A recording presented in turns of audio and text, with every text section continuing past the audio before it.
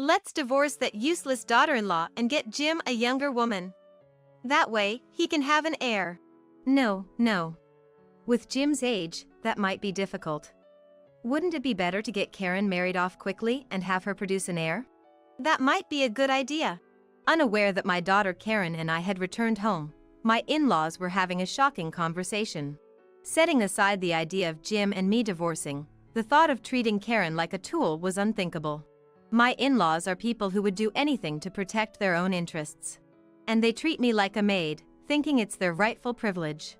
They have no idea how much I've struggled to support Jim and his parents. I could have endured it if it were just me. But the thought of them using my precious treasure, Karen, as well was something I could no longer overlook. I held Karen's hand, who was quietly trembling next to me, with conviction. Looking up at me, Karen nodded strongly, and I made up my mind to fight back. My name is Ellie, and I'm a 45-year-old working mother. I work part-time at a design firm on a regular basis. My daughter Karen is a lovely 10-year-old girl, and we live with my in-laws. They run a small company, and my husband Jim works as the second-generation president. Though they hold the title of officers, the real power in the company lies not with Jim but with his parents. We run a business, so we're not short on money. Could you quit your job and focus on the house? At the beginning of our marriage, Jim asked me this, and I quit the company I had worked at since graduating college. I had a solid track record working as a designer at a reasonably sized design office. So, when I left, everyone said it was a waste. But it's for Jim. He's busy with the company, so I have to support him from now on. Naive as I was, I genuinely believed that I was going to be a good wife for Jim. But the reality that awaited me was unimaginable. Being short on money and because my in-laws' house was conveniently attached to the company, we started living with them from the beginning of our marriage, and that was a mistake. I'll leave the breakfast to you. And the laundry and cleaning too. We're working unlike you, so we don't have time for household chores. On the first day of living together, my mother-in-law Jane dumped a ton of household chores on me.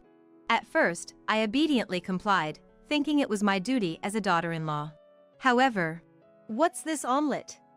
I like mine with cheese. Make it again.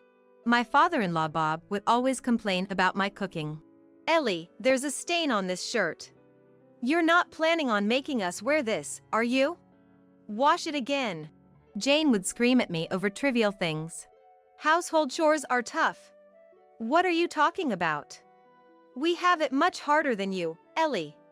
I wish you could take our place. Jim wouldn't even try to understand my hardships and kept saying selfish things. From the beginning of our marriage, all three of them treated me like a convenient maid. Despite this, I never thought of divorcing Jim and continued to endure this harsh marriage life.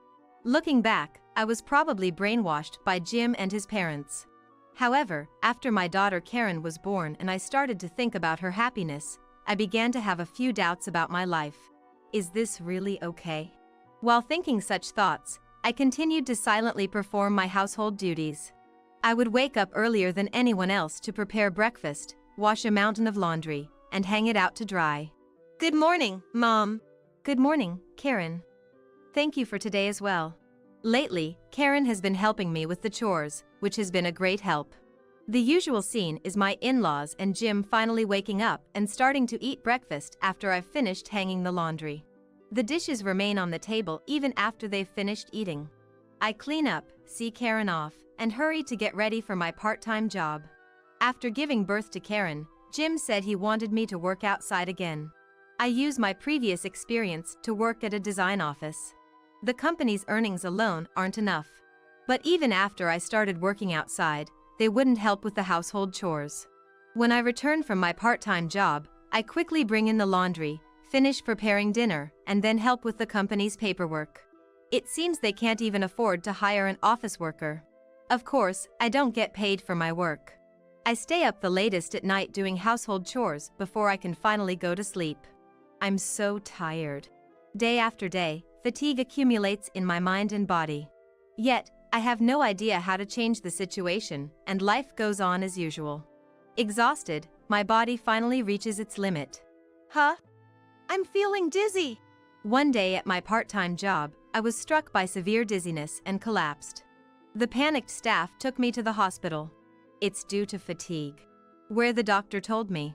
Let's start with an 4 and see how you feel. Lying in bed, I watched the 4 drip, feeling detached. I sent the staff member who accompanied me home first. I felt bad for making them stay. Right, I need to contact Jim. It was past noon when I collapsed, and even after treatment, I wouldn't make it home in time for dinner. Clearly, this lifestyle caused my collapse. Hoping Jim would rethink and share the household duties if he knew I had collapsed. I called him. But Jim said, You collapsed? Yeah. So, can you pick me up from the hospital? And I was hoping you could prepare dinner.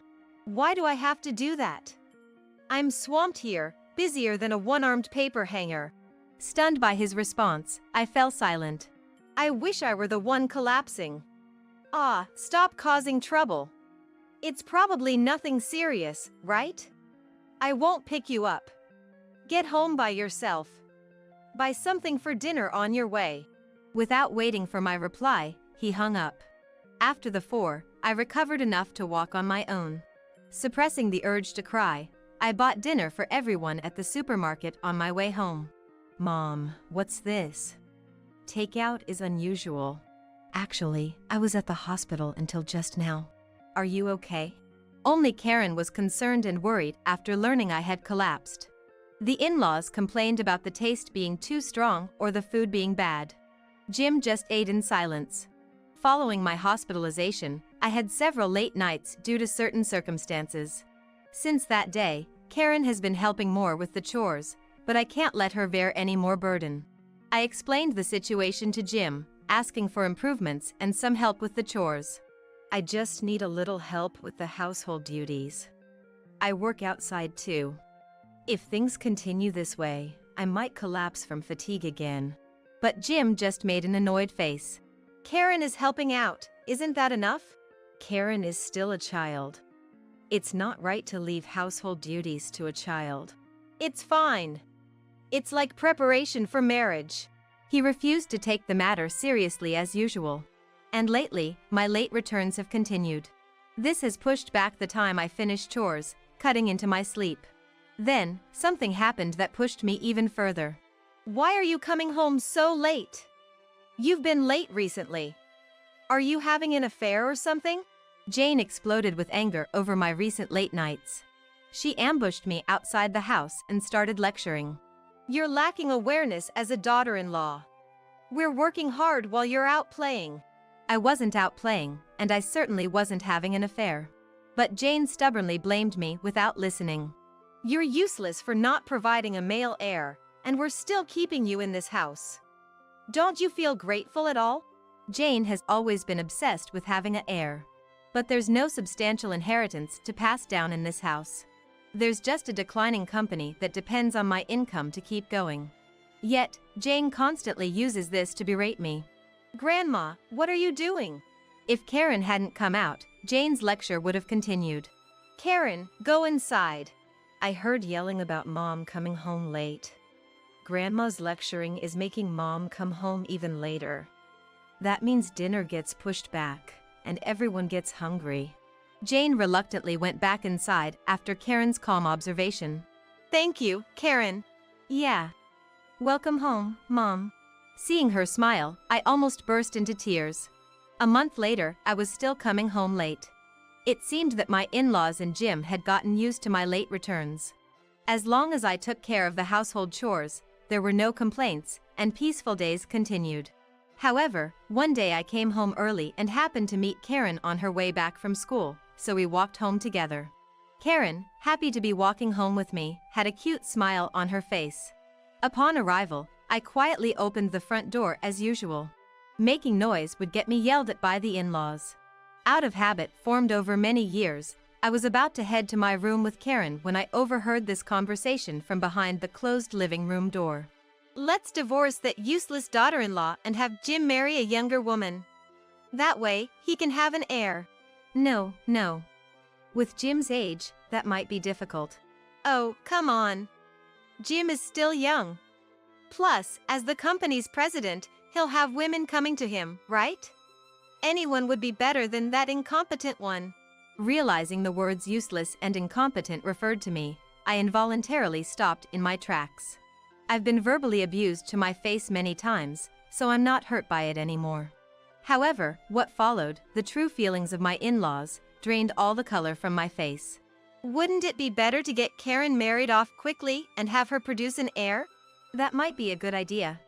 Come to think of it, my friend's son is still unmarried. Let's marry them off once he graduates high school. Bob laughed heartily as if it was a great joke. Hey, how old is your friend's son? I wouldn't want someone too much older. Oh, please. He's still a young man of 30. Even if we wait for Karen to graduate high school, he'll barely be in his 30s. Marrying a teenage Karen to a man in his 30s? I felt darkness envelop me at the thought of such a vile plan. Do these two not care about forcing their granddaughter into an unwanted marriage? Probably not. They might think they love their granddaughter, but ultimately, they're only concerned with themselves. Securing a male heir takes precedence over Karen's feelings. Shocked by what I had heard, I finally came back to my senses. Next to me was Karen. What must my daughter be thinking after hearing this conversation? I tentatively looked at Karen and saw her large eyes brimming with tears, her face pale as she looked at me. Mom! Her eyes were pleading for help. If I leave Karen in this house, I don't know when she'll become a victim of my in-laws' schemes. Jim will definitely not help Karen. I took a small breath. And then, I grasped Karen's hand firmly. It's okay, Karen. I'm going to do something, so you just need to listen to me carefully. I resolved to protect Karen at all costs. Karen nodded slightly in agreement. And so, I took action. Hours later, I received a call from Jane. I was busy doing something and couldn't pick up the phone.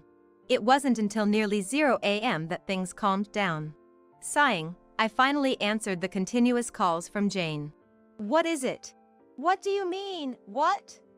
Where have you been and what have you been doing at this hour? I instinctively pulled the phone away from my ear as Jane screamed in a frenzy. This reaction was within my expectations, so I responded with utmost calm. I can't tell you the location. But don't worry, Karen is with me. Where are you? Come back home right now. How could a daughter-in-law be so unreasonable? I sighed deeply at Jane's shouting. As if I'd tell you. Also, we won't be returning to that house. Karen and I have moved to a different place, so please take care of your own chores. What did you say? Jane's voice was louder than ever, prompting me to pull the phone away from my ear again. I wondered if making such a noise might disturb the neighbors of their detached house. While I was concerned, I decided to explain things clearly to the frantic Jane in a way that she could understand. Actually, I've been looking for an apartment where Karen and I could live together. I've had enough of life in that house. So, when I found a good apartment, I signed the lease and started moving our belongings and preparing for our new life. That's why I've been coming home late recently. Indeed, I had been fed up with life in that house for a long time. The day I decided to leave was when I collapsed from exhaustion. If I stayed in that house, I was sure something bad would happen to me in the near future. What would become of Karen then? Thinking about this led me to the decision to leave the house to protect both Karen and myself. I immediately started looking for an apartment, signed a lease, and began preparing for our new life. As I moved our belongings, they gradually disappeared, yet neither my in-laws nor Jim noticed. It's astonishing how they truly saw me as nothing more than a convenient maid. It became clear that, while they pretended to care for Karen as their granddaughter, they had absolutely no interest in our lives. That's why I had been preparing to move for some time, but the day we were supposed to leave was supposed to be a bit later. After overhearing my in-laws' conversation that day, realizing it was an emergency, I escaped from my in-laws' house with the remaining belongings.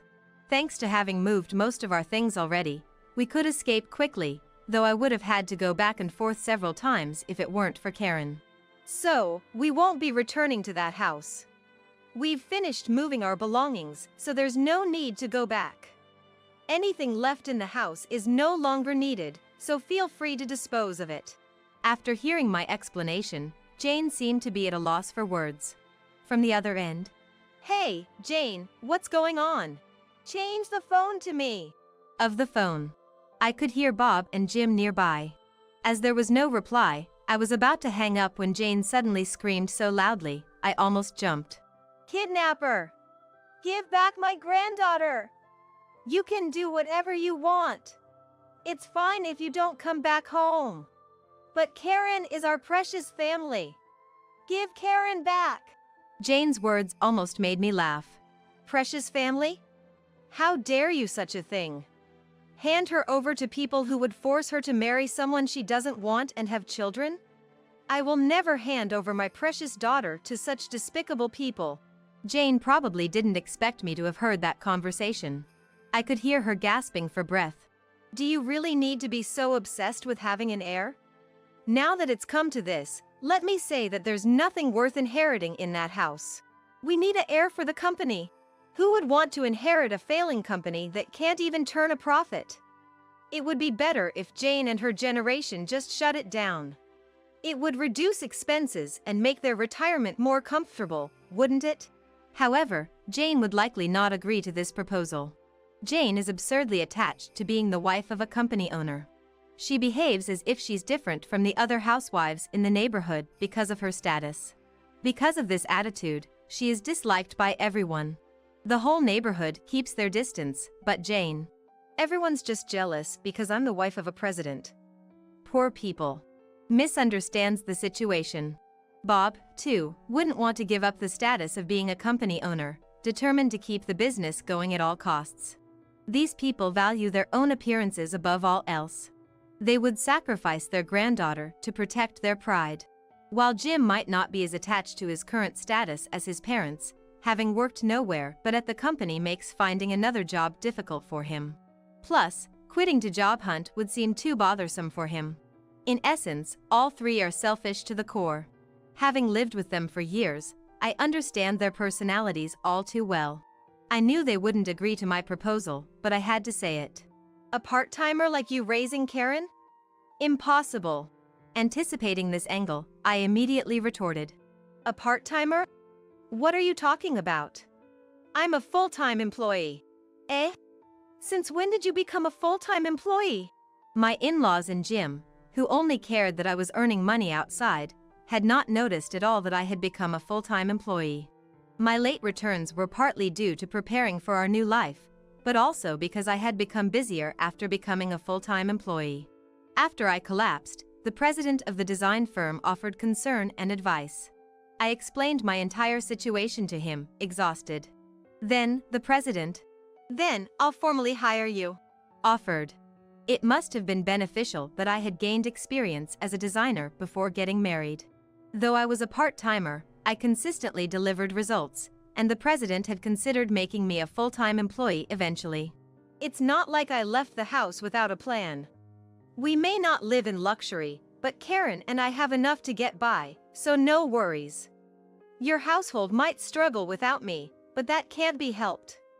If you insist on keeping the company going, perhaps Jane should start working outside? However, Jane has never worked outside that company and she is already over 70 years old. She doesn't have any special skills or qualifications. And even before considering those, her personality would make it quite difficult for her to find another job. Even if she did find a job, I can easily imagine her not getting along with others and not lasting long. I almost laughed at the thought. Jane herself seemed to understand this, as she struggled to find a rebuttal to my words. A useless incompetent like you becoming a full-time employee is impossible. Before I got married, I worked seriously and gained experience. If I hadn't quit then, I probably would have been in a decent position at my former company. I still regret quitting my job at Jim's request. Ending up having to work again because we were short on money. I wish I had planned my life more thoughtfully. But now, there's no room for error. It's not just about me anymore. If I make a wrong choice, it could affect Karen's life. As her mother, I left that house with that resolve. Then, the president. Jane mumbled in frustration, unable to come up with a good response. Then, Jane played her last card. I'll find you and bring you back.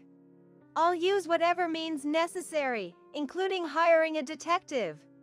Oh, and I know a lawyer. I'll ask him to sue you as a criminal. But I was so astounded by her half-hearted last resort that I couldn't help but sigh. How exactly does she plan to sue me, and for what crime? The idea that Jane has a lawyer acquaintance is definitely a lie. Looking down on and ridiculing others is second nature to Jane. She's not the type to have a wide circle of acquaintances. Is that so? Actually, I'm living in an apartment managed by my dad, and my brother, concerned about me, lives in the next unit. If you're okay with that, feel free to come by any time. However, Jane scoffed at my words in return. Just because your dad and brother are nearby, what does that change? We have 2 men on our side too. Jane might have completely forgotten about my family. Having treated me like a maid for years, it seems she also looks down on my family. Therefore, I decided to remind Jane about my family. My brother is a former army officer and currently runs a gym. Jim and Bob wouldn't stand a chance against him. Besides, Dad, who manages this apartment, also owns several other properties. Through his business, he has connections with lawyers. My brother was in the army until not too long ago. Thanks to his love for physical training, his strength is considerable, as he continues to exercise in his own gym. And my father, as a businessman, has far more prowess than my in-laws could ever hope to match. Successful in managing multiple properties, he indeed has the financial flexibility and legal connections to support us. In fact, I had already consulted one of those lawyers and was introduced to another lawyer specializing in divorce. There were several reasons I hadn't relied on my powerful family until now. A major reason was that I had been in a state of brainwashing while living in that house. Years of living as a maid had become normal to me, and I remained under this influence until the day I collapsed. And the most significant reason was that I didn't want to worry my family. When I got married, when I gave birth to Karen, my family was so happy. They genuinely wished for my happiness. I didn't want to cause them any worry, so I kept pretending everything was fine. Reflecting on it now, I think I should have sought help sooner. The reasons I didn't divorce Jim were because I was brainwashed and I thought it wouldn't be good for Karen. I worried that when she considered marriage in the future, being from a single-parent family might cause distrust in her partner. Such thoughts kept pushing the idea of divorce further away from me. However, not divorcing would put Karen in danger. Hearing my in-laws' conversation finally woke me up. As it turns out, my brother, who is married and usually lives elsewhere, agreed to live in the next room temporarily as my bodyguard. His wife was very supportive of this decision. She was actually quite excited about it, saying it was like having a vacation home. Thanks to my understanding family, I can now live here safely and happily with Karen. When I mentioned that I had consulted a lawyer, Jane lost her words again. Then, with a strained voice, she said, "Even if you consulted a lawyer, there's no evidence that we did anything wrong. Of course, I've documented all the harassment I've received from you. These records have already been submitted to the lawyer. The lawyer says we have a strong case if we sue. You mentioned having a lawyer acquaintance, right? Please inform them that we are prepared to go to court for a divorce." I knew Jane didn't really have a lawyer acquaintance, but I provocatively relayed that message.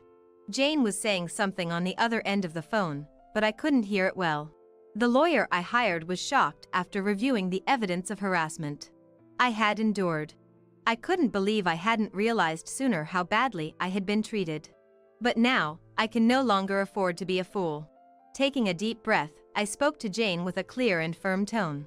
"If you agree to the divorce quietly and hand over Karen's custody, I won't escalate this any further." "Wait! How will we live without Ellie?" I almost let out my anger hearing her still say such things. In fact, my response might have leaked a bit of irritation. "Enough. After treating me as nothing more than a convenient maid, using me until I collapsed, and not even offering an apology, do you really think it's okay to continue like this? Let me be clear, you people are not normal. It's beyond being unreasonable. Whatever terrible things happen to you from now on are your responsibility, the result of your actions. Whether you struggle to live or end up homeless, it has nothing to do with me and Karen. No matter what happens, I won't have any sympathy for you and frankly, I don't care." With that, Jane seemed to finally grasp the reality of the situation. After that, she remained silent, so I hung up the phone without saying anything else. Then, stretching broadly, I looked forward to a free life starting tomorrow. Later, through my lawyer, I demanded compensation from Jim. Jim was quite stubborn, but the threat of, "Then, let's go to court," from the lawyer scared him, and he eventually agreed to the divorce under our terms. Finally, they insisted on meeting me and Karen, so under the condition that my brother would be present, we agreed to meet my in-laws and Jim. "Please come back. I've finally realized how important you are to me." Jim says so, too. Can't we work something out?